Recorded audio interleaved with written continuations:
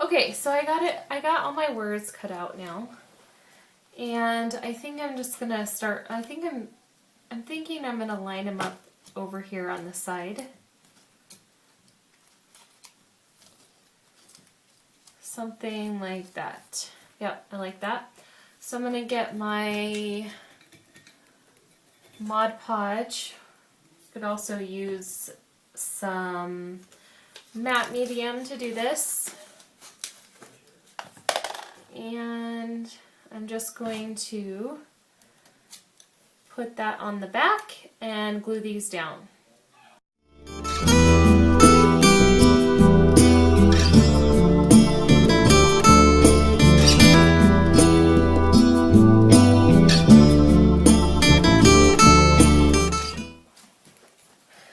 Okay, so I have my words down. And now I'm just going to take some distress inks, and I think I'm going to distress the paper because no one really wants something that looks like it just came out of their printer in a piece of art. And this color is just called Old Paper. And I'm just going to take it to the words. Of course, I probably could have done this before I put it down, but that's okay. It's just getting a little bit on my canvas, but you can't really see it much. So I'm just adding that to the paper, and that's just going to make it look like old paper. Not so white, kind of blends in a little bit more. Then I think I'm going to take some of this, I don't know what's going to happen, add it to the edges. Actually thinking of using another color because this one's not doing much. I think I'm going to go like darker and use this Vintage Photo. I think I'm going to do that on the bottom here along the sides. Yeah, I really like that. That's pretty cool. And up at the top. And I just really kind of like how these distress inks are working on the cardboard. It's kind of fun.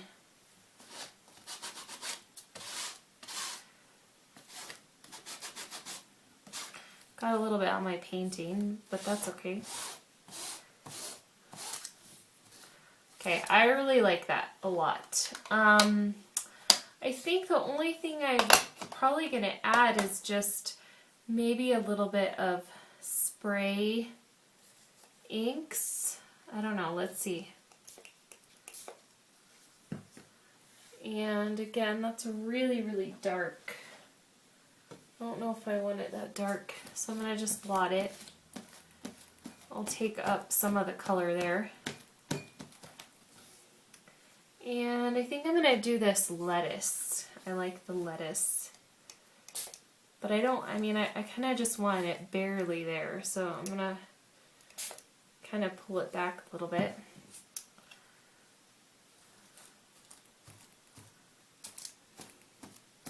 Okay, I'm seriously about to sneeze.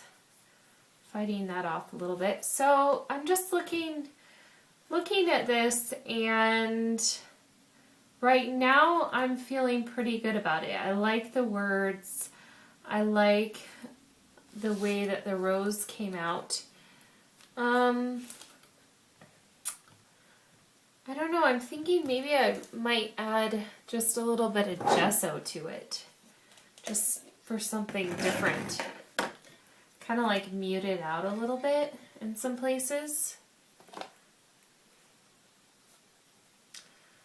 I don't know. This is all about process. Like, I'm just learning as I'm playing, and you know, one of the things that I learned this time around is that, you know, you probably don't want to paint on your cardboard before you start stitching on it because it just doesn't work too hot.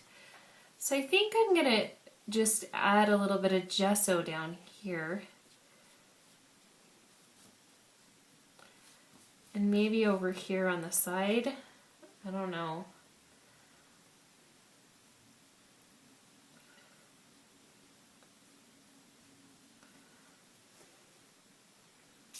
Of course,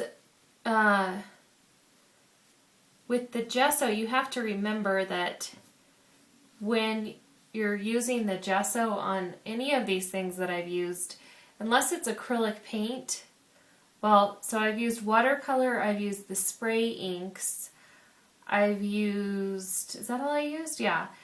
Those are all, and the distress pads. Those are all going to bleed a little bit when you add something else to it. So see how it's over here, it looks really, really muddy. That's because it's mixing with the spray inks or whatever medium I had there, and it's mixing with it and bringing that color up. So it's not completely a true white color. So just beware when you're doing that. I could probably come back now and let this dry and then add a whole nother layer of gesso, and then it might be a little bit more white. So we'll just see. I'm going to let this dry and then I'm going to come back to it. Okay, so my gesso is dry. I just took my hair dryer to it, so it's still kind of hot. And I think I'm just going to add, I've just been kind of thinking about adding a little bit of paint on the top of where I gessoed. So I think I'm going to use this green gold fluid acrylic by Golden. And maybe even just wet it down even a little bit more. And I'm just going to kind of see what that does, see if I like it. Who knows, I may not like it, who knows. Maybe I'll spray it. Well, that's interesting.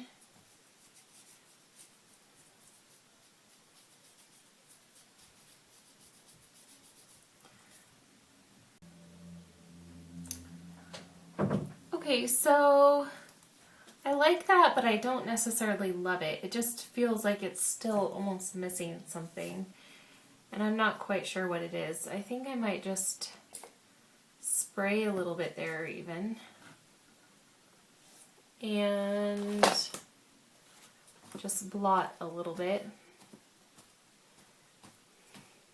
So it's all about the process of figuring out what you like. And you know, when you're working in your art journal, it should be about experimenting. You shouldn't be afraid to take risks or afraid to do something out of the box. Just start taking risks and see what happens. And it's just the process that's important. So I think I'm going to spray that with some water. Maybe even drip it down here. It's kind of cool. But I almost want to leave part of the white showing because I really like that. You know, I could just pretty much sit here all day and just play and just mess around with this page, just having fun. So I have this India ink on my desk here. I just saw it. Of course, it's like glued shut because it's spilled. Let's see. I'm thinking about either doing like a design or even just, I think I might just want to drip some on my page. If you've never used India ink, it's super fun. I love it. I like to even just paint with it. I like to write with like a paintbrush and paint with it. That's super, super fun. Of course, it's not going where I want it to go. Come on.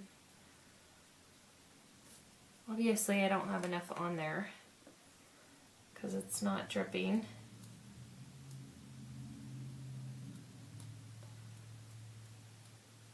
Okay, I think that was like kind of like the last thing. Like I said, I could probably play with this all day long, But I'm thinking that I'm at a good place to just stop with this page because I'm feeling pretty good about it, and I think that adding too much more is just going to be over the top.